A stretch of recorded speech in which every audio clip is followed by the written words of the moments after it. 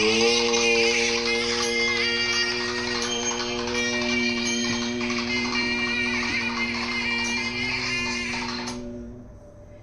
ಗುರುಭ್ಯೋ ನಮಃ. ಹರಿ ಓಂ. ಹಸನ್ಮುಖಾಯ ವಿದ್ಮಹೇ ಪ್ರೇಮರೂಪಾಯ ಧೀಮಹಿ ತನ್ನೋ ವಿರಜಾನಂದಃ ಪ್ರಚೋದಯಾತ್. ಓಂ ಅಮೃತಹಸ್ತಾಯ ವಿದ್ಮಹೇ ಮಹಾಶಕ್ತಿನೇತ್ರಾಯ ಧೀಮಹಿ ತನ್ನೋ ಶ್ರೀಮಾತಾ ಅಪ್ಪಾಜಿಃ ಪ್ರಚೋದಯಾತ್. ಗುರುಬ್ರಹ್ಮಾ ಗುರುರ್ವಿಷ್ಣುಃ ಗುರುರ್ದೇವೋ ಮಹೇಶ್ವರಃ ಗುರು ಸಾಕ್ಷಾತ್ ಪರಬ್ರಹ್ಮ ತಸ್ಮೈ ಶ್ರೀ ಗುರವೇ ನಮಃ. ಪೂರ್ಣ ಆಶೀರ್ವಾದಗಳು. ಈ 3ನೇ ತಾರೀಕು, ಮಾರ್ಚ್ 3ನೇ ತಾರೀಕು ಮಂಗಳವಾರ ಬಹಳ ವಿಶೇಷವಾದದ್ದು. ನಮ್ಮ ಈ ಜನವರಿ ಫೆಬ್ರವರಿ ಏನು ಕ್ಯಾಲೆಂಡರ್ ಇದೆ ಅದರ ಪ್ರಕಾರ ವರ್ಷದ ಮೊದಲನೆಯ ಚಂದ್ರಗ್ರಹಣ. ನಮ್ಮ ಹಿಂದೂ ಪಂಚಾಂಗದ ಪ್ರಕಾರ ವರ್ಷದ ಕೊನೆಯ ಚಂದ್ರಗ್ರಹಣ. ಯಾಕೆಂದರೆ ಮಾರ್ಚೆ ಅದರಿಂದ ಇದು ಮೊದಲನೆಯ ಗ್ರಹಣ. ಮತ್ತು ಪಾಲ್ಗುಣ ಮಾಸ, ಮಾಘ ಪಾಲ್ಗುಣ, ಆಮೇಲೆ ಚೈತ್ರದಿಂದ ಹೊಸ ವರ್ಷ ಪ್ರಾರಂಭ ಆಗೋದು ಕೊನೆಯ ಚಂದ್ರಗ್ರಹಣ. ಇದನ್ನು ಹೇಗೆ ಆಚರಣೆ ಮಾಡಬೇಕು, ಇದರ ಮಹತ್ವ ಏನು, ಇದನ್ನು ಸ್ವಲ್ಪ ನಾವು ಆಲೋಚನೆ ಮಾಡಿ ಅದಕ್ಕೆ ತಕ್ಕ ಹಾಗೆ ನಮ್ಮನ್ನು ನಾವು ಹೊಂದಿಸ್ಕೋಬೇಕಾದ್ದು ಬಹಳ ಮುಖ್ಯವಾದದ್ದು. ಮಾರ್ಚ್ 3ನೇ ತಾರೀಕು ಅಂದರೆ ಇದೆ ಮಂಗಳವಾರ. ಇಡೀ ವ್ಯವಸ್ಥೆಯಲ್ಲಿ ಅಂದರೆ ಈ ಭೂಲೋಕದ ವ್ಯವಸ್ಥೆಯಲ್ಲಿ ಚಂದ್ರಗ್ರಹಣ ಏರ್ಪಾಡಾಗ್ತಕ್ಕಂಥದ್ದು ಮಧ್ಯಾಹ್ನ 3:20 ಸಂಜೆ 6:47 3:20 ಸಂಜೆ 6:27 ಅಂದರೆ 3:27 ಚಂದ್ರಗ್ರಹಣ ಇರುತ್ತೆ. ಚಂದ್ರಗ್ರಹಣದ ಆಚರಣೆಗಳು ಎಲ್ಲಿ ಗೋಚರವಾಗತ್ತೆ ಅಲ್ಲಿ ಮಾತ್ರವೇ. ಗೋಚರವಾದಾಗಲೇ ಅದಕ್ಕೊಂದು ಅರ್ಥ ಇರ್ತಕ್ಕಂಥದ್ದು. ಈ ಸರಿಯೂ ಅಷ್ಟೇ, ಎಲ್ಲ ದೇಶಗಳಲ್ಲೂ ಏನು ಗೋಚರ ಆಗಲ್ಲ. ಈಗ ನಾವು ಏನು UAE ಅರಬ್ ದೇಶ ದುಬೈಲಲ್ಲಿ ಅಲ್ಲೆಲ್ಲ ಗೋಚರವೇ ಇಲ್ಲ. ಭಾರತದಲ್ಲಿ ಗೋಚರ ಆಗತ್ತೆ. ಯಾವಾಗ ಗೋಚರ ಆಗತ್ತೆ ಅಂದರೆ ಭಾರತದಲ್ಲಿ ಚಂದ್ರನ ಉದಯ ಆಗದೆ ಅವತ್ತು 6:22 ಅರ್ಥ 6:22 6:47 ಅಂದರೆ 25 ನಿಮಿಷಗಳ ಕಾಲ ಭಾರತದಲ್ಲಿ ಗೋಚರ ಆಗ್ತಕ್ಕಂಥ. 6:22 6:47 25 ನಿಮಿಷಗಳ ಕಾಲ ಗೋಚರ ಆಗ್ತಕ್ಕಂಥದ್ದು. ಇದನ್ನು ಹೇಗೆ ಆಚರಣೆಯನ್ನು ಮಾಡಬೇಕು, ಏನು ಮಾಡಬೇಕು ಅಂತಕ್ಕಂತಹ ಅನೇಕ ಜಿಜ್ಞಾಸುಗಳು ಅನೇಕರು ಹೇಳ್ತಾ ಹೋಗ್ತಿರ್ತಾರೆ. ಸಂತೋಷ, ಅದನ್ನೆಲ್ಲ ಕೇಳಬೇಕು, ಆದರೆ ಯಾವುದನ್ನು ಒಳಗೆ ತಗೋಬಾರ್ದು. ಈಗ ಮೊದಲು ಪ್ರಶ್ನೆ ಬರೋದು ಊಟ ಎಷ್ಟೊತ್ತಿಗೆ ಮಾಡಬೇಕು ಅಂತ. ಆಯಿತು, ವೈಜ್ಞಾನಿಕವಾಗಿಯೂ ಆ ಸಮಯದಲ್ಲಿ ಹೊಟ್ಟೆಯಲ್ಲಿ ಆಹಾರ ಇಲ್ಲದೆ ಇದ್ದರೆ ಒಳ್ಳೆಯದು ಅನ್ನೋ ಅರ್ಥದಲ್ಲಿ ಸುಮಾರು ಮಧ್ಯಾಹ್ನ 1 ಗಂಟೆ ಒಳಗಡೆ ಊಟ ಮಾಡಿದರೆ ಒಳ್ಳೆಯದು.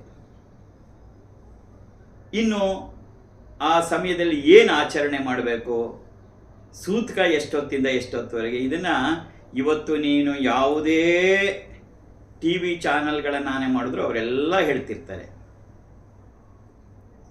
ಯಾರನ್ನು ನಿಂದನೆನೂ ಮಾಡ್ತಿಲ್ಲ, ಟೀಕೆನೂ ಮಾಡ್ತಿಲ್ಲ. ಆದರೆ ನಾವು ಸ್ವಲ್ಪ ವೈಜ್ಞಾನಿಕವಾಗಿಯೂ ಯೋಚನೆ ಮಾಡಬೇಕು. ಆಯಿತು, ಪುರಾತನ ಕಾಲದಿಂದ ನಡ್ಕೊಂಬಂತು, ಅದಕ್ಕೊಂದು ಕಾರಣಗಳಿತ್ತು, ಅದನ್ನು ಮಾಡ್ತಾಯಿದ್ರು, ಅವರ ವಿಶ್ಲೇಷಣೆನೇ ಬೇರೆ ಥರ ಇತ್ತು. ಇವತ್ತಿನ ಕಾಲಕ್ಕೆ ನಾವು ಹೇಗೆ ಅದನ್ನು ನೋಡಿ ನಾವೇನು ಆಚರಣೆ ಮಾಡಬೇಕು ಅನ್ನೋದು ಬಹಳ ಮುಖ್ಯ ಆಗತ್ತೆ. ಇಲ್ಲದೇ ಇದ್ರೆ ಏನಾಗತ್ತೆ ಅಂದರೆ ನಮ್ಮ ಮಕ್ಕಳನ್ನು ದಾರಿ ತಪ್ಪಿಸ್ದಾಗತ್ತೆ. ಏನು ದಾರಿ ತಪ್ಪಿಸ್ದಾಗತ್ತೆ ಅಂದರೆ ನಮ್ಮ ಪರಂಪರೆಯಿಂದ ಅವರನ್ನು ಹೊರಕರ್ಕೊಂಡು ಹೊರಟೋಗ್ತಾರೆ. ಅವರು ಇವತ್ತು ನಮ್ಮ ಮಕ್ಕಳು ಯಾವ ರೀತಿ ಯೋಚನೆ ಮಾಡ್ತಾರೆ ಅನ್ನೋದನ್ನು ನಾವು ನೋಡಬೇಕು. ಇವತ್ತು ನಮ್ಮಪ್ಪ ಯೋಚನೆ ಮಾಡಿದ ಹಾಗೆ ನಾನು ಯೋಚನೆ ಮಾಡ್ತಿಲ್ಲ. ನಾನು ಯೋಚನೆ ಮಾಡ್ತಿರೋ ಹಾಗೆ ನನ್ನ ಮಗ ಯೋಚನೆ ಮಾಡ್ತಿಲ್ಲ. ನನ್ನ ಮಗ ಯೋಚನೆ ಮಾಡೋ ಹಾಗೆ ನನ್ನ ಮೊಮ್ಮಕ್ಕಳು ಯೋಚನೆ ಮಾಡಲ್ಲ. ಸಹಜ ಅದು. It's called as generation gap ಅಂತ. ಬಿಕಾಸ್ ಎಲ್ಲವೂ ವಿಕಸಿತವಾಗ್ತಾ ಹೋಗ್ತಾ ಇರುವಾಗ ಅದನ್ನು ನಾವು ಚಿಕ್ಕ ಹುಡುಗರಾಗಿದ್ದಾಗ ಎಲೆಕ್ಟ್ರಿಸಿಟಿ ದೀಪನೇ ಇರಲಿಲ್ಲ, ಬುಡ್ಡಿ ಇಟ್ಕೊಂಡು ನಾವು ಓದಿದ ದಿನಗಳು ನೆನಪಿದೆ. ಆದರೆ ಇವತ್ತು ಆರ್ಟಿಫಿಷಿಯಲ್ ಇಂಟೆಲಿಜೆನ್ಸ್ ಬಂದು ನಿನಗೆ ಕ್ವಶನ್ ಏನು ಕೇಳಿದ್ರು ಹೇಳುತ್ತೆ, ನಿನಗೆ ಕ್ವಶನ್ ಮಾಡಿಬಿಡುತ್ತೆ. ಅಂದರೆ ಹಾಗೆ ಬೆಳವಣಿಗೆ ಬೆಳೀತಾ ಇದ್ದಾಗ ನಾವು ಕೂಡ ನಮ್ಮ ದೈವತ್ವ, ಆ ಶಕ್ತಿ, ಈ ಗ್ರಹಣ, ಪಿತೃಪಕ್ಷ ಇವುಗಳನ್ನು ಸ್ವಲ್ಪ ವೈಜ್ಞಾನಿಕವಾಗಿ ನೋಡೋದನ್ನು ಕಲಿಬೇಕು. ಇಲ್ಲದೇ ಇದ್ರೆ ಏನಾಗ್ಬಿಡುತ್ತೆ, ಅದನ್ನು ನಮ್ಮ ಮುಂದಿನ ಜನಾಂಗಿಗಾಗಲೇ ಅದು ಪ್ರಾರಂಭ ಆಗಿದೆ ಮೂಢನಂಬಿಕೆ ಅಂತ ಪಕ್ಕಕ್ಕೆ ತಳ್ಳು ಹಾಕುವಂಥ ಸ್ಥಿತಿಗೆ ನಾವು ಅದನ್ನು ತಂದಿಟ್ಬಿಟ್ಟಿದ್ದೀವಿ. ಇದು ನಾವು ನಿಜವಾಗ್ಲೂ ಅರ್ಥ ಮಾಡ್ಕೋಬೇಕಾದ್ದು. ವಾಸ್ತವವಾಗಿ ಸೂರ್ಯ ತನ್ನ ಕಕ್ಷೆಯಲ್ಲಿ ಸುತ್ತುತ್ತಾ ಇರ್ತಾನೆ, ಭೂಮಿ ತನ್ನ ಕಕ್ಷೆಯಲ್ಲಿ ಸುತ್ತುವುದರ ಜೊತೆಗೆ ಅಂದರೆ 24 ಗಂಟೆಗೆ ಒಂದು ಪೂರ್ತಿ ತಿರುಗುವುದ್ರ ಜೊತೆಗೆ ಸೂರ್ಯನ ಸುತ್ತಲೂ ತಿರುಗ್ತಾ ಇರುತ್ತೆ 365 ದಿನಗಳಲ್ಲಿ. ಸೂರ್ಯ ತನ್ನ ಕಕ್ಷೆಯಲ್ಲಿ ಸುತ್ತುತ್ತಾ ಇದ್ರೆ ಭೂಮಿ ಅಂಡಾಕಾರದ ವೃತ್ತದಲ್ಲಿ ಸೂರ್ಯನ ಸುತ್ತ ತನ್ನನ್ನು ತಾನು ಸುತ್ತುತ್ತೆ, ಮತ್ತೆ ಸೂರ್ಯನ ಸುತ್ತನೂ ಸುತ್ತುತ್ತಾ ಇರುತ್ತೆ. ಒಂದು ಸುತ್ತು ಬರೋಕ್ಕೆ 365 ದಿನ. ಅದೇ ರೀತಿಯಾಗಿ ಈ ಭೂಮಿಯ ಸುತ್ತ ಚಂದ್ರ ಸುತ್ತುತ್ತಾ ಇರ್ತಾನೆ. ಎಲ್ಲ ಕಾಲಕ್ಕೂ ಇದೇ ಸತ್ಯ ಇರ್ತಕ್ಕಂಥದ್ದು. ಈ ಸಮಯದಲ್ಲಿ ಏನಾಗ್ಬಿಡುತ್ತೆ, ಕೆಲವು ಸಮಯ ಈ ಸೂರ್ಯ, ಭೂಮಿ, ಚಂದ್ರ ಒಂದೇ ಸರಳ ರೇಖೆಯಲ್ಲಿ ಬರ್ತಾರೆ. ಆ ಸರಳ ರೇಖೆಯಲ್ಲಿ ಬಂದಾಗ ಅದನ್ನು ಗ್ರಹಣ ಅಂತ ಕರೀತಕ್ಕಂಥದ್ದು. ಸೂರ್ಯ, ಭೂಮಿ, ಚಂದ್ರ ಅಥವಾ ಸೂರ್ಯ, ಚಂದ್ರ, ಭೂಮಿ ಒಂದೇ ಸರಳ ರೇಖೆಯಲ್ಲಿ ಬಂದಾಗ ಅದನ್ನು ಗ್ರಹಣ ಅಂತ ಕರಿತೀವಿ. ಇದು ಸಾಮಾನ್ಯವಾಗಿ ಅಮಾವಾಸ್ಯ ದಿನ ಅಥವಾ ಹುಣ್ಣಿಮೆ ದಿನ ನಡೆಯುತ್ತೆ. ಎಲ್ಲ ಹುಣ್ಣಿಮೆ ದಿನನೂ ಅಲ್ಲ, ಎಲ್ಲ ಅಮಾವಾಸ್ಯೆ ದಿನನೂ ಅಲ್ಲ. ಯಾವುದೇ ಸೂರ್ಯಗ್ರಹಣ ನಡೆಯೋದು ಅಮಾವಾಸ್ಯೆ ದಿನವೆಯ, ಯಾವುದೇ ಚಂದ್ರಗ್ರಹಣ ನಡೆಯೋದು ಹುಣ್ಣಿಮೆ ಪೂರ್ಣಿಮೆ ದಿನವೆಯ. ಕಾರಣ ಏನಪ್ಪ ಅಂತ ಹೇಳಿದ್ರೆ, ಈಗ ಚಂದ್ರಗ್ರಹಣ ಆಗ್ತಿದೆ. ಏನು ಚಂದ್ರಗ್ರಹಣ? ಇದೆಲ್ಲ ನಮ್ಮ ಮಕ್ಕಳಿಗೆ ಗೊತ್ತಿರೋದು. ಈಗ ಚಂದ್ರ ಸುತ್ತುತ್ತಾ ಇದ್ದಾನೆ. ಒಂದು ವೇಳೆ ಸೂರ್ಯ ಮತ್ತು ಚಂದ್ರ ಇವರ ಮಧ್ಯದಲ್ಲಿ ಭೂಮಿ ಬಂದುಬಿಟ್ರೆ, ಒಂದೇ ಸರಳ ರೇಖೆಯಲ್ಲಿ ಬಂದಾಗ ಸೂರ್ಯನ ಭಾಗ ಪೂರ್ಣವಾಗಿ ಚಂದ್ರನ ಮೇಲಿಲ್ಲ, ಯಾಕೆಂದರೆ ಮಧ್ಯದಲ್ಲಿ ಭೂಮಿ ಇರುತ್ತೆ. ಅದನ್ನು ಚಂದ್ರಗ್ರಹಣ ಅಂತ ಕರಿತೀವಿ. ಅದೇ ಸಾಮಾನ್ಯ ಯಾವುದೋ ಒಂದು ಪೂರ್ಣಿಮೆಯ ದಿನ ಒಂದು ಸರಳ ರೇಖೆಯಲ್ಲಿ ಬಂದಾಗ ನಡೆಯುತ್ತೆ. ಅದೇ ರೀತಿಯಾಗಿ ಚಂದ್ರನೇ ಮಧ್ಯಕ್ಕೆ ಬಂದಾಗ, ಸೂರ್ಯ ಮಧ್ಯದಲ್ಲಿ ಚಂದ್ರ, ಈ ಕಡೆ ಭೂಮಿ ಬಂದಾಗ ಏನಾಗುತ್ತೆ ಅಂದರೆ ಚಂದ್ರನ ನೆರಳು ಸೂರ್ಯನನ್ನು ಮರೆ ಮಾಡಿದಾಗ ಕಾಣುತ್ತೆ. ಅದನ್ನು ನಾವು ಸೂರ್ಯಗ್ರಹಣ ಅಂತ ಕರಿತೀವಿ. ಇದು ನಮ್ಮ ಮಕ್ಕಳು ಸೋಲಾರ್ ಎಕ್ಲಿಪ್ಸ್, ಲೂನಾರ್ ಎಕ್ಲಿಪ್ಸಸ್ ಅಂತ ಓದ್ಕೊಂಡು ಬಂದಿರ್ತಕ್ಕಂಥ ಇದು ವೈಜ್ಞಾನಿಕವಾದಂಥ ಸತ್ಯವೂ ಹೌದು. ನಮ್ಮ ಹಿಂದಿನ ಕಾಲದಲ್ಲಿ ಇದನ್ನು ರಾಹು ಮತ್ತು ಕೇತು ಅವರನ್ನು ಹಿಂಸೆ ಪಡಿಸ್ತಾರೆ ಎನ್ನುವ ರೀತಿಯಲ್ಲಿ ವಿಶ್ಲೇಷಣೆ ಇತ್ತು. ಅದಕ್ಕೆ ಬೇರೆ ಕಾರಣಗಳಿದೆ. ಅದನ್ನು ಕೂಡ ನಾವು ಅಂದ್ಕೊಂಡಷ್ಟು ಅದನ್ನು ತೆಗೆದುಹಾಕೋಕ್ಕಂಥದ್ದಲ್ಲ. ಆದರೆ ನಾವು ಅದನ್ನು ಸಂಕುಚಿತಗೊಳಿಸಿ ನಮ್ಮ ಮನಸ್ಸಿಗೆ ತಕ್ಕಂತೆ ಮಾಡಿ ನಮ್ಮ ಮುಂದಿನ ಜನಾಂಗಕ್ಕೆ ಕೊಡ್ತಾ ಅವರನ್ನು ಮತಿಭ್ರಾಂತರನ್ನಾಗಿ ಮಾಡಿ ಅವರು ಇದನ್ನು ನಂಬಾರ್ದು ಅದನ್ನು ನಂಬಾರ್ದು ಅನ್ನೋ ಮಟ್ಟಕ್ಕೆ ನಾವು ತಂದಿಟ್ಬಿಡ್ತೀವಿ. ಅದರಿಂದವ ಚಂದ್ರಗ್ರಹಣದ ಆಚರಣೆ ನಾಡಿದ್ದು ಏನಪ್ಪ ಅಂದರೆ, ಸಾಧ್ಯವಾದರೆ 1 ಗಂಟೆ ಒಳಗಡೆ ಊಟ ಮಾಡುವ. ಮತ್ತು ಈ ಸೂತಕ ಅನ್ನೋ ಪದ ಒಂದಿದೆ. ಈ ಪದವನ್ನು ಉಪಯೋಗಿಸ್ಬೇಕಾದ್ರೆ ನನಗೆ ಬಹಳ ಹಿಂಸೆ ಆಗತ್ತೆ. ಇಲ್ಲಿ ಅದಕ್ಕೆ ಯಾವ ವಿಶ್ಲೇಷಣೆಯೂ ಇಲ್ಲ. ಯಾತಕ್ಕೆ ಹಾಗಾದರೆ ನಮ್ಮ ಹಿರಿಯರು ಆ ಪದವನ್ನು ಉಪಯೋಗಿಸಿ ಮಾಡಿದ್ರು ಅಂದರೆ, ಸೂತಕ ಅಂದ್ರೆ ಏನ್ರೆ ಅರ್ಥ, ನಿಜವಾದ ಅರ್ಥದಲ್ಲಿ ಅಂದರೆ, ಈಗಿನ ಕಾಲಕ್ಕೆ ಅದೇನಾಗಿದೆ ಅಂದರೆ, ಯಾರು ಹಿರಿಯರು ಮನೆಯಲ್ಲಿ ದೇಹತ್ಯಾಗ ಮಾಡಿದ್ರೆ ಸತ್ತೋದ್ರೆ ಅದನ್ನು ಸೂತ್ಕದ ಮನೆ ಅಂತ ಕರಿತೀವಿ. ಇಲ್ಲಿ ಯಾರೂ ಸಾಯ್ತಾ ಇಲ್ಲ. ಅಲ್ಲೂ ಕೂಡ ಯಾತಕ್ಕೆ ಸೂತ್ಕ ಅನ್ನೋವನ್ನ ಪದವನ್ನು ಬಳಸ್ತೀವಿ ಅಂದರೆ, ನಾವು ಆ ಹಿರಿಯರ ನೀನೇನೇ ಮಾಡೋ ಆ ನೆನಪಲ್ಲಿ ಇದ್ದೇ ಇಡ್ತೀವಿ. ಬೇರೆ ಏನು ಕೆಲಸ ಕಾರ್ಯಗಳನ್ನು ಮಾಡೋಕ್ಕಾಗಲ್ಲ. ಯಾವಾಗ ಮನಸ್ಸಲ್ಲಿರಲ್ಲ, ಏನಾದ್ರು ಕೆಲಸ ಕಾರ್ಯ ಮಾಡೋಕ್ಕೋದ್ರೆ ಅದು ಕೆಟ್ಟು ಹೋಗ್ಬಿಡತ್ತೆ. ಹಾಗಾಗಿ ಆ ಎಲ್ಲವನ್ನ ಆ ಮನಸ್ಸನ್ನು ವಿಮುಖ ಮಾಡಿ ಒಂದು ಕಡೆ ತಾನು ನಿಲ್ಲಿಸ್ಕೊಳ್ಳೋಕ್ಕೆ ಸೂತ್ಕ ಅನ್ನೋ ಪದವನ್ನು ಅವರು ಉಪಯೋಗಿಸಿದ್ರು ಅಷ್ಟೆ. ಮಡಿ ಮೈಲಿಗೆ ಇದೆಲ್ಲ ಆಮೇಲೆ ನಾವು ಮಾಡಿಕೊಂಡಿದ್ದಷ್ಟೇ. ಅದಕ್ಕೆ ಬೇರೆ ಬೇರೆ ಕಾರಣಗಳೂ ಇದೆ. ಅವತ್ತಿನ ವೈಜ್ಞಾನಿಕ ಕಾರಣವಾಗಿ ಅವರು ಮಾಡಿದ್ರು ಅಷ್ಟೇ. ಆದರೆ ಈಗಿನ ಕಾಲಕ್ಕೆ ಆ ಸೂತಕ ಅಂದರೆ ಇಲ್ಲೇನಾಗತ್ತೆ ಅಂದರೆ, ಚಂದ್ರನಿಗೂ ಮನಸ್ಸಿಗೂ ಬಹಳ ಹತ್ತಿರವಾದಂಥ ಸಂಬಂಧ ಇದೆ. ಚಂದ್ರಮ ಮನಸ್ಸೋ ಜಾತಃ. ಚಂದ್ರನಿಗೂ ಮನಸ್ಸಿಗೂ, ಯಾಕೆಂದರೆ ಭೂಮಿಗೆ ಹತ್ತಿರವಾಗಿರ್ತಕ್ಕಂತಹ, ಆ ಕಾಲದಲ್ಲಿ ಗ್ರಹ ಅಂತ ಕರಿತಿದ್ರು, ಗ್ರಹ ಚಂದ್ರಗ್ರಹ, ನಾವು ಇವಾಗ ಉಪಗ್ರಹ ಸ್ಯಾಟಲೈಟ್ ಅಂತೀವಿ. ಇದು ಭೂಮಿಯ ಮೇಲೆ ಬಹಳ ಪ್ರಭಾವ ಬೀರುತ್ತೆ. ಬರೀ ಗ್ರಹಣದ ಸಮಯದಲ್ಲೇ ಅಲ್ಲ, ಯಾವುದೇ ಹುಣ್ಣಿಮೆ ಅಥವಾ ಅಮಾವಾಸ್ಯೆ ದಿನ ಸಮುದ್ರದಲ್ಲೇ ಉಬ್ಬರಿಳಿತಗಳೇ ಜಾಸ್ತಿ ಹೆಚ್ಚಾಗಿ ಆಗೋಗ್ಬಿಡತ್ತೆ. ಅಂದರೆ ಅಷ್ಟು ನೇರವಾದ ಪ್ರಭಾವವನ್ನು ಬೀರ್ತಾ ಇರುತ್ತೆ. ಹಾಗಾಗಿ ಅದು ನಮ್ಮ ಮನಸ್ಸಿನ ಮೇಲೂ ಪ್ರಭಾವವನ್ನು ಬೀರುತ್ತೆ. ಹಾಗಾಗಿ ಆ ಸಮಯದಲ್ಲಿ ಮನಸ್ಸನ್ನು ಸಾಂತ್ವನಗೊಳಿಸಿ ಸಮತ್ವವನ್ನು ಸಾಧಿಸೋದಕ್ಕೆ ಅದು ಅತ್ಯಂತ ಶ್ರೇಷ್ಠವಾದಂಥ ಸಮಯ. ಮನಸ್ಸನ್ನು ಸಮತ್ವಗೊಳಿಸ್ತಕ್ಕಂಥದ್ದು. ಕೃಷ್ಣ ಏನು ಭಗವದ್ಗೀತೆಯಲ್ಲಿ ಸಮತ್ವದ ಬಗ್ಗೆನೇ ಹೇಳಿದ, ಇಡೀ ಮನಸ್ಸನ್ನು ಸಮತ್ವಗೊಳಿಸ್ತಕ್ಕಂಥದ್ದೇ ಭಗವದ್ಗೀತೆಯ ಸಾರ. ಸಮಾಧಾನವಾಗಿ ಇಟ್ಕೋಬೇಕು ಮನಸ್ಸನ್ನು. ಆ ಮನಸ್ಸನ್ನು ಸಮಾಧಾನವಾಗಿ ಇಟ್ಕೋಬೇಕಾದ್ರೆ ಒಂದು ಶಕ್ತಿ ಬೇಕು. ಆ ಮನಸ್ಸನ್ನು ಸಮಾಧಾನಗೊಳಿಸುವ ಶಕ್ತಿಯನ್ನು ಸಂಪಾದಿಸುವ ಕಾಲ ಈ ಕಾಲ. ಯಾವುದು? ಗ್ರಹಣ ಕಾಲದಲ್ಲಿ ಇದು ಬಹಳ ಚೆನ್ನಾಗಿ ನಡೆದೋಗುತ್ತೆ. ಆಗ ಬೇರೆ ಎಲ್ಲ ಕೆಲಸ ಕಾರ್ಯಗಳನ್ನು ಬಿಟ್ಟು ಆ ಮನಸ್ಸನ್ನು ಸಮಾಧಾನಗೊಳಿಸ್ತಕ್ಕಂಥ, ಸಮತ್ವವನ್ನು ಕಾಣಿಸ್ತಕ್ಕಂಥ ಒಂದು ಸಾಧನೆಯಲ್ಲಿ ತೊಡಗ್ತಕ್ಕಂಥದ್ದು ಅತ್ಯಂತ ಶ್ರೇಷ್ಠವಾದದ್ದು. ಅದಕ್ಕೆ ಸೂತಕ ಅಂತ ಕರೆದ್ರಷ್ಟೆ. ಇಲ್ಲಿ ಮಡಿಯಾಗಲಿ ಮೈಲಿಗೆ ಆಗಲಿ ಪ್ರಶ್ನೆಗಳೇನೂ ಬರಲ್ಲ. ಯಾರನ್ನು ನಿಂದನೆ ಮಾಡ್ತಾ ಇಲ್ಲ ಅಥವಾ ಯಾರನ್ನು ಟೀಕೆ ಮಾಡ್ತಿಲ್ಲ. ಅವರವರ ಅಭಿಪ್ರಾಯ ಅವರಿಗಿರಬಹುದು. ಇವತ್ತೇನಾಗ್ಬಿಟ್ಟಿದೆ ಅಂದರೆ ನಮ್ಮ ಜ್ಯೋತಿಷ್ಯ ಶಾಸ್ತ್ರ ಅನ್ನೋದು ಹೆದರಿಸುವ ಶಾಸ್ತ್ರ ಆಗಿದೆ. ಅವ್ರಿಗೆ ಹಾಗಾಗ್ಬಿಡತ್ತೆ, ಇವ್ರಿಗೆ ಹೀಗಾಗ್ಬಿಡುತ್ತೆ, ಬಸರೀರಿಗೆ ಹೀಗಾಗ್ಬಿಡತ್ತೆ, ಬಾಣಂತೀರಿಗೆ ಹೀಗಾಗ್ಬಿಡತ್ತೆ, ಇಂಥ ರಾಶಿಯವ್ರಿಗೆ ಹಿಂಗೆ ಆಗ್ಬಿಡತ್ತೆ. ಪರಮಹಂಸ ಯೋಗಾನಂದರು ಯೋಗಿಯ ಆತ್ಮಕಥೆ ಅದರೊಳಗೆ ಬಹಳ ವಿಶೇಷವಾಗಿ ಬರೀತಾರೆ ಅವರು. ಯಾವುದೇ ಗ್ರಹಗಳು ತಾನಾಗಿಯೇ ಯಾರಿಗೂ ಉಪಕಾರವನ್ನೂ ಮಾಡುವುದಿಲ್ಲ, ಅಪಕಾರವನ್ನೂ ಮಾಡುವುದಿಲ್ಲ. ಬಹಳ ವೈಜ್ಞಾನಿಕವಾದ ವಿಶ್ಲೇಷಣೆ. ಆ ಪ್ಯಾರಾ ಓದಬೇಕು ಅದನ್ನು. ನೇರವಾಗಿ ಯಾವುದೂ ಪರಿಣಾಮ ಬೀರಲ್ಲ. ಹೊರಗಡೆ ಇರ್ತಕ್ಕಂಥ ಯಾವುದೇ ಗ್ರಹವೂ ಕೂಡ ನಮ್ಮ ಮೇಲೆ ಯಾವುದೇ ಪರಿಣಾಮವನ್ನು ಕೂಡ ಬೀರಲ್ಲ. ಹಾಗಾದರೆ ನಮ್ಮ ಹಿರಿಯರ ಆಲೋಚನೆ ತಪ್ಪಾಗಿತ್ತಂದರೆ ತಪ್ಪಾಗಿಲ್ಲ.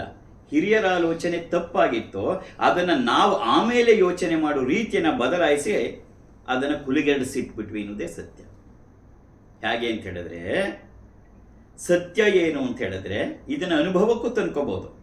ಹೊರಗಡೆ ನಾವು ಏನು ಆಕಾಶವನ್ನು ನೋಡ್ತಿದ್ದೀವಿ ಅದು ಬಾಹ್ಯಾಕಾಶ. ಅದೇ ರೀತಿಯ ಒಂದು ಆಕಾಶ ನನ್ನೊಳಗೂ ಇದೆ, ಚಿದಾಕಾಶ. ನೀನು ಕಣ್ಣು ಮುಚ್ಕೊಂಡು ಹೊರಗಡೆ ನೀನು ಬಾಹ್ಯಾಕಾಶದಲ್ಲಿ ಏನೇನು ಕಾಣ್ತಿ ಅದಕ್ಕಿಂತ ಹೆಚ್ಚಿನದನ್ನು ನೀನು ಚಿದಾಕಾಶದಲ್ಲಿ, ಹೃದಯದಲ್ಲಿ ನೀ ಕಾಣ್ಬೋದು. ಚಿತ್ ಅಂದರೆ ಹೃದಯ. ಎಲ್ಲ ಯಾರು ಆ ಮಾರ್ಗದಲ್ಲಿ ಹೋಗ್ತಾರೆ ಅವರು ಬಹಳ ಚೆನ್ನಾಗಿ ಅನುಭವ ಮಾಡ್ಕೋತಾರೆ ಅದನ್ನು. ಕಣ್ಣು ಬಿಚ್ಚಿ ನೋಡಿದಾಗ ಕಾಣತಕ್ಕಂತಹ ಬಾಹ್ಯಾಕಾಶ ಅದರೊಳಗೇನೂ ಇಲ್ಲ.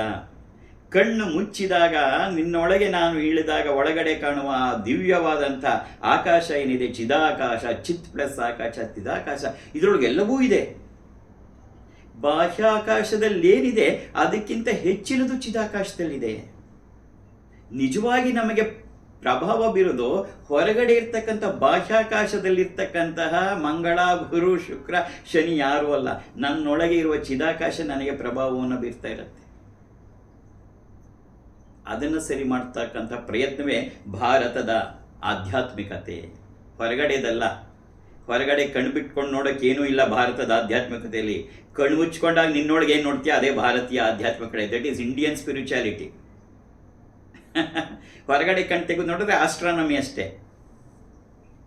ಒಳಗಡೆ ನೋಡಿದ್ರೆ ನಿನ್ನೊಳಗೆ ನೀನು ನೋಡಿದ್ರೆ ಸ್ಪಿರಿಚುಯಾಲಿಟಿ. It is they. ಅದು ಹೇಗೆ ನನ್ನ ಮೇಲೆ ಪ್ರಭಾವವನ್ನು ಬೀರ್ತಾ ಇದೆ ಮತ್ತು ಅದನ್ನು ಹೇಗೆ ಜಾಗೃತಗೊಳಿಸ್ಕೋಬೇಕು, ಇದು ಬಹುಮುಖ್ಯವಾದದ್ದು. ಆದರೆ ಗ್ರಹಣದ ದಿನ ನಾನು ಮನಸ್ಸನ್ನು ಸಮಾಧಾನ ಮಾಡ್ಕೊಳ್ತಕ್ಕಂಥದ್ದೇ ಬಹುಮುಖ್ಯವಾದದ್ದು. ಯಾವ ಮನಸ್ಸನ್ನು ನಾನು ಸಮಾಧಾನ ಮಾಡ್ಕೋಬೇಕೋ ಆ ಮನಸ್ಸನ್ನು ನಾವೇನು ಮಾಡ್ತಾ ಇದ್ದೀವಿ, ಉದ್ರೇಕಗೊಳಿಸ್ತಿದ್ದೀವಿ, ಉನ್ಮತ್ತಗೊಳಿಸ್ತಾ ಇದ್ದೀವಿ. ಹೇಗೆ? ಟಿ ವಿ ಆನ್ ಮಾಡು, ಹೇಳ್ತಾ ಇರ್ತಾರೆ ಹಾಗಾಗ್ಬಿಡತ್ತೆ, ಹೀಗಾಗ್ಬಿಡತ್ತೆ, ಹೀಗಾಗ್ಬಿಡತ್ತೆ, ಹಾಗಾಗ್ಬಿಡತ್ತೆ ಅಂತ. ಇವತ್ತು ಜ್ಯೋತಿಷ್ಯ ಶಾಸ್ತ್ರ ಅನ್ನೋದು ಹೆದರಿಸುವ ಶಾಸ್ತ್ರ ಆಗಿಬಿಟ್ಟಿದೆ. ಹಾಗಲ್ಲ, ಅದು ಮಹಾ ಪವಿತ್ರವಾದಂಥ ಶ್ರೇಷ್ಠವಾದಂಥ ಶಾಸ್ತ್ರ. ಆಧ್ಯಾತ್ಮಿಕದ ಒಂದು ಭಾಗವೇ ಜ್ಯೋತಿಷ್ಯ ಶಾಸ್ತ್ರ. ಆದರೆ ಇವತ್ತು ಅದು ಹಾಗೆ ಉಳ್ಕೊಳ್ಳೋಕೆ ಬಿಡಲಿಲ್ಲ.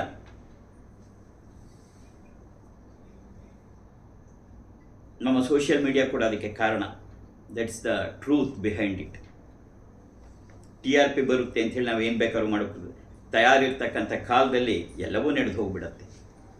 ಹೊರಗಡೆದಲ್ಲ, ಬಾಹ್ಯಾಕಾಶದಲ್ಲಿರುವ ಗ್ರಹಗಳನ್ನೆಲ್ಲ ನೋಡಬೇಕು. ಅದು ನಿನ್ನೊಳಗಿರ್ತಕ್ಕಂಥ ಚಿದಾಕಾಶದಲ್ಲಿರ್ತಕ್ಕಂಥದ್ದು. ಹೊರಗಡೆ ನಡೀತಕ್ಕಂಥದ್ದು ಬಾಹ್ಯಾಕಾಶದ್ದು, ಬಾಹ್ಯದ ಆಚರಣೆ ಸೂರ್ಯ ಚಂದ್ರ ಭೂಮಿಯ ಸರಳ ರೇಖೆ ಬರೋದು, ಒಳಗಡೆ ಕೂಡ ಗ್ರಹಣ ಆಗತ್ತೆ.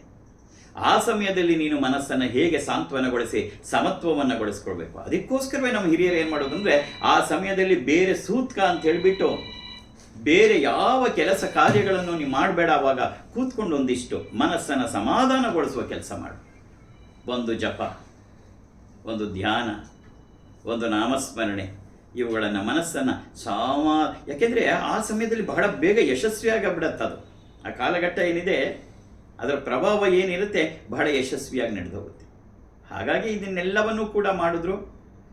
ನಾವು ಅದನ್ನು ವೈಜ್ಞಾನಿಕವಾಗಿ ಯೋಚನೆಯನ್ನು ಮಾಡ್ದೇನೆ ನನಗೆ ತೋಚಿದ ರೀತಿಯಲ್ಲಿ ನಾನು ಮಾಡಿ ಏನು ಮಾಡಿಬಿಟ್ರು ಅದನ್ನು ಜನಸಾಮಾನ್ಯರ ಮನಸ್ಸಿನಲ್ಲಿ ಗ್ರಹಣ ಅಂದರೆ ಹೆದರಿಕೆ ಅಂತ. ಗ್ರಹಣ ಹೆದರಿಕೆದಲ್ಲ, ಅತ್ಯಂತ ಭಾಗ್ಯದ ಸಮಯ. ನನ್ನನ್ನು ನಾನು ಒಳಗಡೆ ಇರ್ತಕ್ಕಂಥ ನನ್ನಲ್ಲಿರ್ತಕ್ಕಂಥ ಎಲ್ಲ ನೆಗೆಟಿವಿಟಿಯನ್ನು ತೆಗೆದು ನನ್ನೊಳಗೆ ಪಾಸಿಟಿವಿಟಿಯನ್ನು ತುಂಬಿಕೊಳ್ತಕ್ಕಂಥ ಮಹತ್ತರವಾದ ಶ್ರೇಷ್ಠವಾದ ಕಾಲ ಅದು ಗ್ರಹಣ. ಯೋಚನೆ ಮಾಡೋ ರೀತಿ ಬದಲಾಗೋಯ್ತಲ್ಲ. ನನ್ನೊಳಗೆ ನಾನು ಸತ್ಯ ಏನು ಗೊತ್ತಾ, ನಾವು ಹಿಂದೂಗಳು ಅಥವಾ ಭಾರತೀಯರು, ಎಲ್ಲ ಭಾರತೀಯರು ಅಲ್ಲ, ಅದರಲ್ಲೂ ಈ ಥರದ್ದೆಲ್ಲ ಹೆಚ್ಚಿಗೆ ದಕ್ಷಿಣ ಭಾರತದಲ್ಲಿ, ಉತ್ತರ ಭಾರತದಲ್ಲಿ ಅದರ ಪ್ರಭಾವ ಎಲ್ಲ ಕಡಿಮೆ. ಅವರು ಯಾರು ಇಷ್ಟರ ಬಗ್ಗೆ ತಲೆ ಕೆಡಿಸ್ಕೊಳ್ಳಲ್ಲ. ನಾವು ಯೋಚನೆ ಮಾಡ್ತೀವಲ್ಲ, ಪ್ರಪಂಚದಲ್ಲಿ ನಾವಷ್ಟೇ ಜನ ಇದ್ದೀವ, ಹಾಗಾಗ್ಬಿಡತ್ತೆ ಹೀಗಾಗ್ಬಿಡತ್ತೆ ಅಂತಾರಲ್ಲ, ಹಾಗಾದ್ರೆ ಇರೋರಿಗೆಲ್ಲ ಆಗ್ಬೇಕಲ್ಲ, ಆಗ್ಬಿಡತ್ತಾ? ಹಾಗಾದ್ರೆ ಆಗಲ್ವಾ?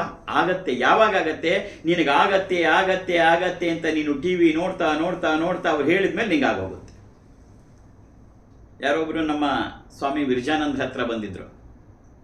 ಸ್ವಾಮೀಜಿ, ನನಗೆ ಕೆಟ್ಟದಾಗತ್ತೆ ಅನ್ಸತ್ತೆ, ನನಗೇನು ಒಳ್ಳೇದಾಗಲ್ಲ ಅನ್ಸತ್ತೆ, ನನಗೇನು ಮಾಡಬೇಕು ಅಂತ ಗೊತ್ತಿಲ್ಲ, ಹೇಳಿ ಸ್ವಾಮೀಜಿ, ನಿಜವಾಗ್ಲೂ ನನಗೆ ಕೆಟ್ಟದಾಗತ್ತಾ ಅಂತ ಕೇಳಿದ್ರು ಕೈ ಮುಗಿದು.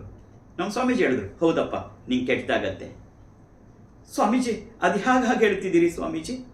ಅಲ್ಲಪ್ಪ, ನೀ ಮನಸ್ಸಿನ ತುಂಬ ನಿನ್ನೊಳಗಡೆ ಕೆಟ್ಟದಾಗತ್ತೆ ಅಂತ ತುಂಬ್ಕೊಂಬಂದ ಮೇಲೆ ನಿಂಗೆ ಕೆಟ್ಟದಾಗದೆ ಇನ್ನೇನಿರುತ್ತೆ? ಅದಕ್ಕೆ ಸತ್ಯ, ನಿನ್ನ ಮನಸ್ಸಲ್ಲಿ ಏನು ತುಂಬ್ಕೊಂಬರ್ತೀಯ ಅದು ನಡೆಯುತ್ತೆ. ಹಾಗೆ ಈ ಚಂದ್ರಗ್ರಹಣ ಅಥವಾ ಸೂರ್ಯಗ್ರಹಣ ಕಾರಣದಲ್ಲಿ ಆ ಮನಸ್ಸನ್ನು ಸಾಂತ್ವನಗೊಳಿಸ್ಕೊಳ್ತಕ್ಕಂಥದ್ದು ಬಹಳ ಶ್ರೇಷ್ಠವಾದದ್ದು. ಅದಕ್ಕೋಸ್ಕರವೇ ಒಂದು ಸಾಧನೆಗೆ ಅನುಕೂಲ ಆಗಲಿ ಅಂಥೇಳಿ ಆ ಸಮಯದಲ್ಲಿ ಹೊಟ್ಟೆ ಖಾಲಿ ಇದ್ದರೆ ಸಾಧನ ಚೆನ್ನಾಗಾಗತ್ತೆ ಅಂಥೇಳಿ ನೀನು ಮುಂಚೆನೇ ಊಟ ಮಾಡಬೇಕು, ತಿಂಡಿ ತಿಂದ್ಬಿಡು, ಆಮೇಲೆ ಏನು ತಿನ್ನಬಾರ್ದು ಅಂತಕ್ಕಂಥ ಎಲ್ಲ ನಿಯಮಗಳನ್ನು ಮಾಡಿಟ್ರು. ಇವತ್ತಿಗೂ ನೋಡು, ಯಾರನ್ನಾರು ಕೇಳು, ಅವ್ರು ಹೇಳ್ತಾರೆ ನಿನಗೆ ಚಂದ್ರಗ್ರಹಣ 3 ಗಂಟೆ 20 ನಿಮಿಷ ಶುರು ಆದರೆ ನೀ ಬೆಳಗ್ಗೆ 9 ಗಂಟೆ 20 ನಿಮಿಷದೊಳಗೆ ಏನಾದ್ರು ತಿನ್ಬಿಡು, ಆಮೇಲೆ ತಿನ್ನಬಾರ್ದು. ಅವರಷ್ಟೇ ಹೇಳಲ್ಲ, ತೆಗೆದು ನೋಡು ಪಂಚಾಂಗಗಳಲ್ಲಿದೆ. ವೃದ್ಧರು, ಅಶಕ್ತರು, ಬಸುರಿಯರು, ಬಾಣಂತಿಯವರು ಮಧ್ಯಾಹ್ನ 1 ಗಂಟೆವರೆಗೆ ಆಹಾರ ಸೇವಿಸಬಹುದು. ಅಲ್ಲಪ್ಪ, ಚೆನ್ನಾಗಿ ಜೀರ್ಣ ಮಾಡಿಕೊಳ್ಳುವ ಶಕ್ತಿ ಇರು ನಾನು 9 ಗಂಟೆ 20 ನಿಮಿಷದ ನಂತರ ಸೇವಿಸಬಾರ್ದು. ಪಾಪ ಜೀರ್ಣಶಕ್ತಿ ಕಡಿಮೆ ಇರೋರು ಅವರು 1 ಗಂಟೆವರೆಗೆ ಸೇವಿಸ್ಬೋದು. ನಾನು ಪ್ರಶ್ನೆ ಮಾಡಿದ್ರು, ಇದು ಹೇಗೆ ಅಪ್ಪಾಜಿ ಅಂತ.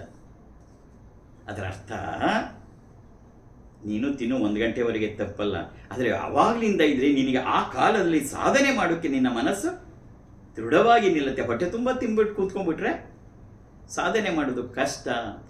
ಈ ಪವಿತ್ರವಾದ ಕಾಲ ನಾವು ಸಾಧನೆ ಮಾಡೋಕ್ಕೆ ಉಪಯೋಗಿಸ್ಕೊಳ್ಳೋಕ್ಕೋಸ್ಕರ ನಮ್ಮಲ್ಲಿ ಆ ಪದ್ಧತಿಗಳನ್ನೆಲ್ಲ ಮಾಡಿಬಿಟ್ರೆ ಹೊರತು, ಆ ಕಾಲದಲ್ಲೂ ಪ್ರಪಂಚಾದ್ಯಂತ ತಿನ್ನೋರು ತಿಂತಿರ್ತಾರೆ. ಎಷ್ಟು ಜನಕ್ಕೆ ಹಾಗಾದ್ರೆ ನಿನಗೆ ಏನಾಗ್ಬಿಟ್ಟಿರೋದು, ಎಲ್ಲಿ ಬಂದಿದೆ ನಿನಗೆ? ಅದರಿಂದ ನಾವು ಯಾವ ಉದ್ದೇಶಕ್ಕೋಸ್ಕರ ನಮ್ಮ ಹಿರಿಯರು ಮಾಡಿದ್ರು, ನಾವು ಅದನ್ನು ಹೇಗೆ ಉಪಯೋಗ ಮಾಡ್ಕೋಬೇಕು, ನಮ್ಮ ಜೀವನವನ್ನು ಸರಿ ಮಾಡ್ಕೊಳ್ಳೋಕೆ, ನಮ್ಮ ಮನಸ್ಸನ್ನು ಸರಿ ಮಾಡ್ಕೊಳ್ಳೋಕೆ, ನಮ್ಮಲ್ಲಿ ಆ ಒಂದು ಆತ್ಮಬಲವನ್ನು ಬೆಳೆಸ್ಕೊಳ್ಳೋಕ್ಕೆ, ಸೆಲ್ಫ್ ಕಾನ್ಫಿಡೆನ್ಸ್, ಇದೆಲ್ಲ ಮಾಡಿದಂಥ ಮಹಾ ಮಹಾ ಮಹಾ ಅನ್ವೇಷಣೆಗಳನ್ನು ಮಾಡಿ ಅವರು ನಮಗೆ ಕೊಟ್ಟರೆ, ನಾವು ಅದನ್ನು ಮೂರ್ಖತನದಿಂದ ಏನೇನೋ ಹೇಳಿ ಹೇಳಿ ಹೇಳಿ ಹೇಳಿ ಅದನ್ನು ಹಾಗೆ ಮಾಡಿಬಿಟ್ರೆ ಹೀಗಾಗತ್ತೆ. ಆ ರಾಶಿಯವರಿಗೆ ಯಾವ ರಾಶಿಯವ್ರಿಗೂ ಏನೂ ಆಗಲ್ಲ. ಎಲ್ಲಿವರೆಗೆ? ನೀನು ಅದನ್ನೆಲ್ಲ ಕೇಳದೇ ಇರುವವರೆಗೆ. ಒಂದ್ಸರಿ ನೀ ಕೇಳಿಬಿಟ್ಟು ಅಯ್ಯೋ ಆ ರಾಶಿಯವ್ರಿಗೆ ಆಗಲ್ಲ ಅಂದರು, ನಂದು ಅದೇ ರಾಶಿ, ಏನಾಗತ್ತೆ ಏನಾಗತ್ತೆ ಅಂದ್ರೆ ಹಾಗೆ ಹೋಗುತ್ತೆ. ನೀ ಕೇಳದೇ ಇದ್ರೆ ಏನೂ ಆಗಲ್ಲ. ಆಶ್ಚರ್ಯ ಆಗ್ಬಿಡ್ಬೇಡ ಮಗಳೇ, ಇದು ಮನಸ್ಸಿನ ಸ್ಥಿತಿ. ಅದಕ್ಕೆ ಸುಮ್ಮನೆ ಇಲ್ಲದ ಕಡೆಗೆ ಓಡಾಡಿ ಕೇಳಿದ್ದನ್ನೆಲ್ಲ ಕೇಳಿ ನೋಡ್ತಾ ಓದಿದ್ಬಾರದನ್ನೆಲ್ಲ ಓದ್ತಾ ಇದ್ರೆ ಮನಸ್ಸು ಅದನ್ನೇ ತುಂಬಿಕೊಟ್ರೆ ಅದೇ ಆಗತ್ತೆ. ನೀನು ಏನು ಮನಸ್ಸಿಗೆ ತುಂಬ್ಕೋತಿ ಅದೇ ನಿನ್ನ ಜೀವನ ಆಗತ್ತೆ. ನೀನೇನು ಮನಸ್ಸಿಗೆ ಫೀಡ್ ಮಾಡ್ತಿ ಅದು ನೀನಾಗ್ತೀಯ. ಅದರಿಂದ ಈ ಚಂದ್ರಗ್ರಹಣದ ವಿಚಾರದಲ್ಲಿ ಒಳ್ಳೆ ಕಾರ್ಯ 3:20 ನಮ್ಮ ಭಾರತಕ್ಕಿರಲಿ, ಅದೆಷ್ಟೊತ್ತಿಗಾದ್ರು 25 ನಿಮಿಷ ಇರುತ್ತೆ ಭಾರತದಲ್ಲಿ. 6:47 ಯಾವುದಾದ್ರು ಒಂದು ಒಳ್ಳೆ ಚಿಂತನೆಯನ್ನು ಮಾಡ್ತಕ್ಕಂಥ, ನಾನೆಲ್ಲರೂ ಜಪ ಮಾಡು ಧ್ಯಾನ ಮಾಡು ಅಂತ ಹೇಳಲ್ಲ, ಒಂದು ಒಳ್ಳೆಯ ಚಿಂತನೆ ಮಾಡ್ತಕ್ಕಂಥ ಒಂದು ಗ್ರಂಥವನ್ನು ಓದೋದಾಗಲಿ, ಒಂದು ನಾಮಸ್ಮರಣೆಯನ್ನು ಮಾಡ್ತಕ್ಕಂಥದ್ದಾಗಲಿ, ಏನೂ ಆಗದೇ ಇದ್ದರೆ ಸುಮ್ಮನೆ ಕೂತ್ಕೊಂಡು ಪ್ರಾಣಾಯಾಮ ನಿಧಾನಕ್ಕೆ ಉಸಿರಾಡುವಾಟ, ಮನಸ್ಸು ಹೇಗೆ ಶಾಂತವಾಗ್ತಾ ಹೋಗುತ್ತೆ. ಇವೆಲ್ಲ ಮಾರ್ಗಗಳನ್ನು ನಾವು ಅನುಸರಿಸ್ತಾ ಹೋಗಬೇಕು. ಅದು ಬಿಟ್ಬಿಟ್ಟು ಅದರಿಂದ ಹಾಗಾಗತ್ತೆ, ಇದರಿಂದ ಹೀಗಾಗತ್ತೆ, ಇದರಿಂದ ಹಾಗಾಗತ್ತೆ. ಆಮೇಲೆ ಮನೆಯಲ್ಲಿ ದೇವ್ರ ಮನೆಯಲ್ಲಿ ಇಟ್ಟರು ದೇವರೆಲ್ಲ ತೊಳಿಬೇಕಾ? ನನಗೊಂದು ಆಶ್ಚರ್ಯ ಆಗತ್ತೆ, ಸಂಕಟನೂ ಆಗತ್ತೆ. ದೇವ್ರಿಗೂ ಸೂತ್ಕ ಮಾಡಿಸ್ಬಿಟ್ಯಾ ನೀನು? ನೀನು ಬರೀ ನಿನಗಲ್ಲ ಸೂತ್ಕ, ದೇವ್ರಿಗೂ ಸೂತ್ಕ ಅಲ್ಲ. ಅದು ಹಾಗಲ್ಲ. ತೊಳಿ, ತಪ್ಪೇನಿಲ್ಲ, ತೊಳೆದ್ರೆ ಕ್ಲೀನ್ ಆಗತ್ತೆ ಅಷ್ಟೇ. ಅಷ್ಟು ಬಿಟ್ಬಿಟ್ರೆ ಬೇರೆ ಇನ್ಯಾವ ದೇವರ ಮೂರ್ತಿಗಳನ್ನು ತೊಳೆದಿಟ್ಬಿಟ್ರಿ ನೀನು ತೊಳೆದ್ರು ಒಂದೇ, ತೊಳೆದೇ ಇದ್ರು ಒಂದೇ, ನೀ ಕೈಲಾದ್ರೆ ತೊಳೆದಿಟ್ರೆ ಒಳ್ಳೆ ಫ್ರೆಶ್ ಆಗಿ ಕಾಣುತ್ತೆ ಅಷ್ಟೇ. ಸ್ನಾನ ಮಾಡಿದ್ರು ಅಷ್ಟೇ, ಏನೇ ಆಗಲಿ ಮುಗಿದ ಮೇಲೆ ಆದರೆ ಸ್ನಾನ ಮಾಡಿ ಒಂದು ದೇವ್ರ ದೀಪ ಹಚ್ಚು. ಆಗಲಿಲ್ಲ ಕೈಕಾಲು ತೊಳ್ಕೊಂಡು ಒಂದು ದೀಪ ಹಚ್ಚೋದು ನಮ್ಮ ಭಾರತೀಯ ಪರಂಪರೆ. ಹೇಗಿದ್ರು ಸಂಜೆ ಆಗಿ ಹೋಗಿರುತ್ತೆ, 6:47, 7 ಸಮಯ ಬಂದ್ಬಿಟ್ಟಿರುತ್ತೆ. ದೀಪ ಹಚ್ಚೊಂದು ಪ್ರಾರ್ಥನೆ ಮಾಡು, ಮನಸ್ಸು ಮತ್ತೆ ಆನಂದವಾಗತ್ತೆ. ಕೆಲವು ದೇವಸ್ಥಾನಗಳಲ್ಲಿ ಏನೇನೋ ಮಾಡ್ತಾರೆ ಸ್ವಾಮೀಜಿ, ಕೆಲವರು ಬಾಗಿಲು ಹಾಕ್ಬಿಟ್ಟಿರ್ತಾರೆ. ಶಿವನ ದೇವಸ್ಥಾನದಲ್ಲಿ ಆ ಧಾರಾಪಾತ್ರೆ ಇಟ್ಬಿಟ್ಟು ಸದಾ ಶಿವನಿಗೆ ಜಲಾಭಿಷೇಕ ಆಗುವಾಗ ಮಾಡ್ತಾರೆ. ಅದೆಲ್ಲ ತಪ್ಪಲ್ಲ, ಸರಿನೇಯ. ಯಾಕೆ ಹಾಗೆ ಮಾಡ್ತಾರೆ ಅಂದರೆ, ಆಯಾ ದೇವರನ್ನು ಪ್ರತಿಷ್ಠಾಪನೆ ಮಾಡುವಾಗ ಆಗಮಶಾಸ್ತ್ರದ ಮೂಲಕ ಮಾಡ್ತಾರೆ. ನಾವು ಎಲ್ಲ ಮರೆತುಬಿಟ್ಟು ಬರೀ ಕೆಲವನ್ನ ಮಾತ್ರ ಹಿಡ್ಕೊಂಡಿದ್ದೀವಿ. ಆಗಮಶಾಸ್ತ್ರಗಳಿದೆ, ಅದರಲ್ಲಿ ಪ್ರಮುಖವಾಗಿ ಶೈವಾಗಮ, ಪಾಂಚರಾತ್ರ, ವೈಖಾನಸಾಗಮ, ಹೀಗೆ ಆಗಮಗಳಿದೆ. ಆ ಶಾಸ್ತ್ರದ ಪ್ರಕಾರವಾಗಿ ಅಲ್ಲಿ ದೇವತಾ ಮೂರ್ತಿಯನ್ನು ಪ್ರತಿಷ್ಠಾಪನೆ ಮಾಡ್ತಾರೆ. ಪ್ರಾಣ ಪ್ರತಿಷ್ಠೆ ಅದು ಹೇಳಿದ್ರೆ ದೊಡ್ಡದಾಗತ್ತೆ. ಪ್ರಾಣ ಪ್ರತಿಷ್ಠೆ ಆ ಆಗಮದ ರೀತಿಯ ಏನು ನಡ್ಕೋಬೇಕು ಅವ್ರು ಹಾಗೆ ನಡ್ಕೋತಾರೆ. ನಮ್ಮ ಮನೆಯಲ್ಲಿರ್ತಕ್ಕಂಥ ಯಾವುದೇ ವಿಗ್ರಹಕ್ಕೆ ನಾವು ಆವಾಹನೆಯನ್ನು ಮಾಡಲ್ಲ, ವಿಸರ್ಜನೆಯನ್ನು ಮಾಡಲ್ಲ. ದೇವಸ್ಥಾನದಲ್ಲಿ ಅವ್ರು ಮಾಡ್ತಾರೆ ಅಂತ ನೀ ಮನೇಲಿ ಮಾಡ್ತಾ ಕೂತ್ಕೊಂಡ್ಬಿಟ್ರೆ ತಪ್ಪೇನು, ಕಷ್ಟ ಏನು? ಅಪ್ಪಾಜಿ ಹಾಗಾದ್ರೆ ನಾನು ರುದ್ರಾಭಿಷೇಕ ಮಾಡ್ಕೋಬೇಕು ಅಂತಿದೆ, ಮಾಡಬೇಡ, ಮಾಡು. ನೀನು ರುದ್ರಾಭಿಷೇಕ ಮಾಡಬೇಡ ಅಂತ ನಾನು ಹೇಳ್ತಾ ಇಲ್ಲ. ಮನೇಲಿ ಕೂತ್ಕೊಂಡು ಗ್ರಹಣ ಸಮಯದಲ್ಲಿ ರುದ್ರಾಭಿಷೇಕ ನಾ ಮಾಡ್ತೀನಿ, ಒಂದು ಇದು ಮಾಡ್ತೀನಿ, ಮಾಡು, ಸಂತೋಷ. ಅದನ್ನು ಮಾಡಬೇಡ ಅಂತ ನಾನು ಹೇಳ್ತಾ ಇಲ್ಲ. ಆದರೆ ಎಲ್ಲ ನಿಯಮಗಳ ಹಿಂದೆ ಒಂದು, ನಮ್ಮ ಭಾರತೀಯ ಪರಂಪರೆಯಲ್ಲಿ ಎಲ್ಲ ನಿಯಮಗಳ ಹಿಂದೆ ಒಂದು ತಾರ್ಕಿಕವಾದ, ವೈಜ್ಞಾನಿಕವಾದ ಒಂದು ಸತ್ಯ ಇದೆ. ಆ ಸತ್ಯವನ್ನು ಪಕ್ಕಕ್ಕಿಟ್ಟು ನಡ್ಕೋಬಾರ್ದು ಅಷ್ಟೇ. ಇಡೀ ನನ್ನ ಮಾತಿನ ಸಾರಾಂಶ ಇಷ್ಟೇ. ಏನನ್ನ ಮಾಡಬೇಕು, ಏನನ್ನ ಮಾಡಬಾರ್ದು, ನಾನು ಅದನ್ನು ಏನನ್ನೂ ಹೇಳಲ್ಲ.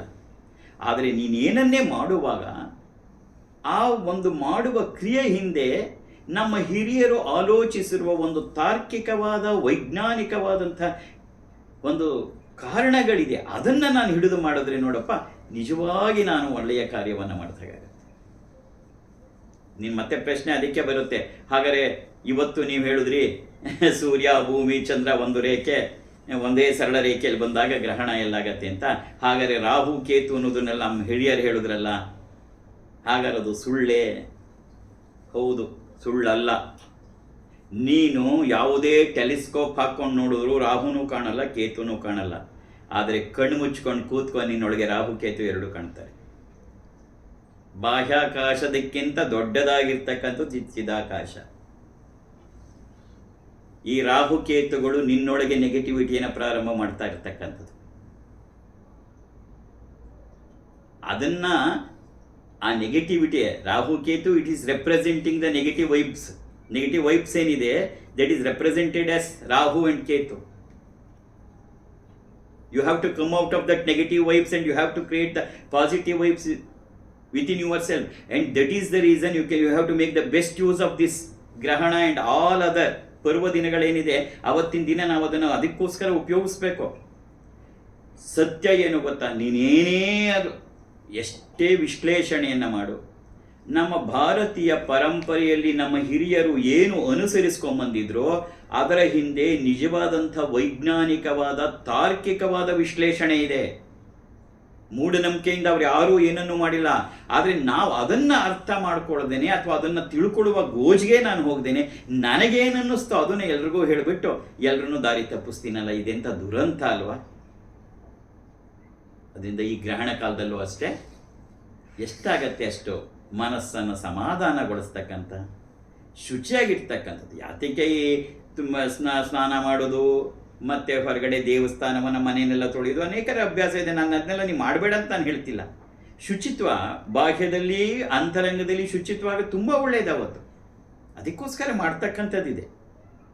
ಅದಕ್ಕೆ ಕಾರಣಗಳನ್ನು ಕೂಡ ಅವರು ಹೇಳಿದ್ದಾರೆ. ಯಾತಕ್ಕೆ ಅಂತರ್ಬಹಿಚ್ಚ ಸತ್ಸರ್ವಂ, ಎಲ್ಲ ಕಡೆನೂ ಶುದ್ಧಿಯಾಗಬೇಕು, ಬರೀ ಬಾಹ್ಯದಲ್ಲಲ್ಲ ಅಂಥ ಕಡೆಗೂ. ಹಾಗಾಗಿ ಅವತ್ತು 3:20 ನನಗೆ ಸಾಧ್ಯವಾದಷ್ಟು 6:47 ಕೂತ್ಕೊಂಡೊಂದು ಓಂ ಹ್ರೀಂ ಪರಾಶಕ್ತಿಯ ನಮಃನೋ, ಒಂದು ಲಲಿತಾ ಸಹಸ್ರನಾಮನೋ, ಲಕ್ಷ್ಮೀ ಹೃದಯ ರಹಸ್ಯದೊಂದು ಕುಂಕುಮಾರ್ಚನೆಯನ್ನು ಏನಾದರೂ ಒಂದು ಮಾಡು, ಮನಸ್ಸು ಸಮಾಧಾನವಾಗುತ್ತೆ.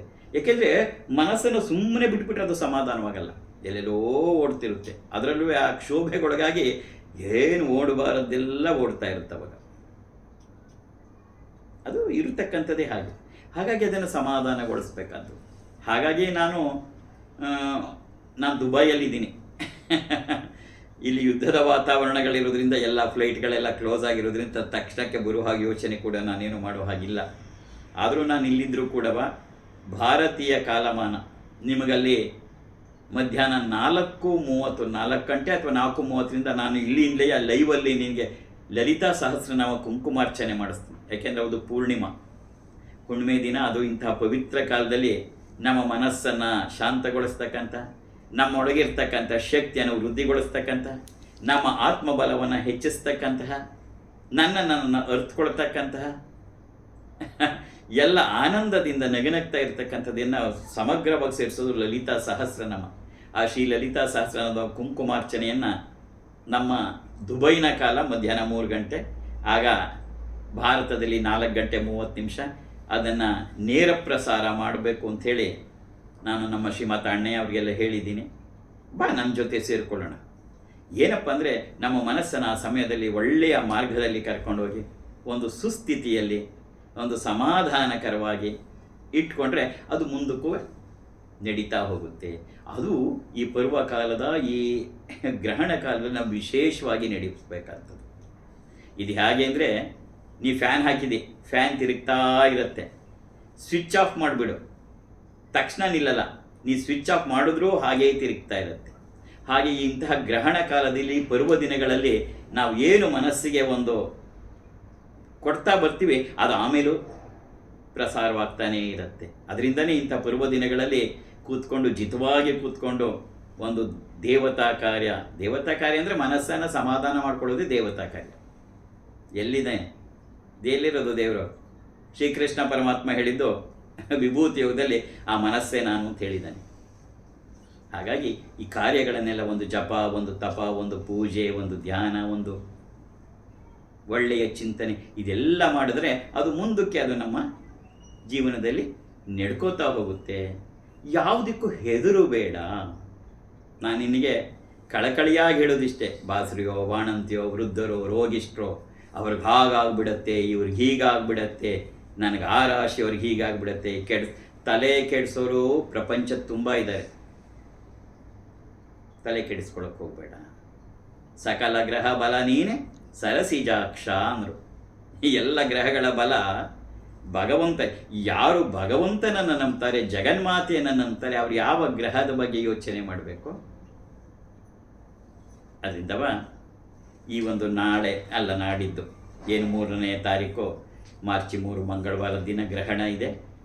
ಆ ಗ್ರಹಣ ಕಾಲದಲ್ಲಿ ಮನಸ್ಸನ್ನು ಸಮಾಧಾನವಾಗಿ ಇಟ್ಕೋತಾ, ಮನೆಯನ್ನು ಶುದ್ಧಿಯಾಗಿಟ್ಕೋತಾ, ಮನಸ್ಸನ್ನು ಶುದ್ಧಿಯಾಗಿಟ್ಕೋತಾ ಆ ಕಾರ್ಯದಲ್ಲಿ ನಮ್ಮನ್ನು ನಾವು ತೊಡಗಿಸ್ಕೊಂಡು ಮುಂದೆ ನಮ್ಮ ಜೀವನ ನಗನಗ್ತಾ ಇರೋ ಹಾಗೆ ಮಾಡ್ಕೋಬೇಕು. ಇದೆಲ್ಲದರ ಉದ್ದೇಶ ಏನಪ್ಪ ಅಂದರೆ, ಮನಸ್ಸು ಸಮಾಧಾನವಾಗಿದ್ದರೆ ನಾವು ನಗನಗ್ತಾ ಇರೋಕ್ಕೆ ಸಾಧ್ಯ. ಮನಸ್ಸು ಕ್ಷೋಭೆಗೊಂಡಾಗ ನಗು ಬರೋಕ್ಕೆ ಸಾಧ್ಯವೇ ಇಲ್ಲ.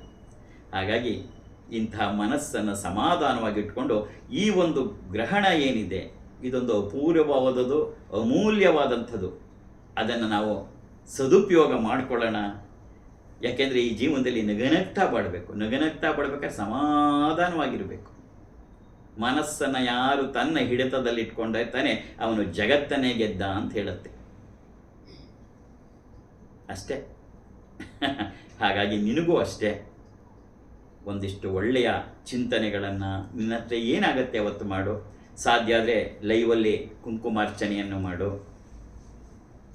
ಅಪ್ಪಾಜಿ ನಾನು ಆಫೀಸ್ಗೆ ಹೋಗ್ಬಿಟ್ಟಿರ್ತೀನಿ, ಆ ಟೈಮಲ್ಲಿ ಆಫೀಸಿಂದ ಬರುವುದೇ 5:30 6 ಹೋಗುತ್ತೆ, ಅಷ್ಟೊತ್ತಿಗೆ ಕುಂಕುಮಾರ್ಚನೆ ಮುಗಿದು ಹೋಗಿರುತ್ತೆ, ಏನೂ ಪ್ರಮಾದ ಇಲ್ಲ, ಬಂದಮೇಲೆ ಮಾಡು.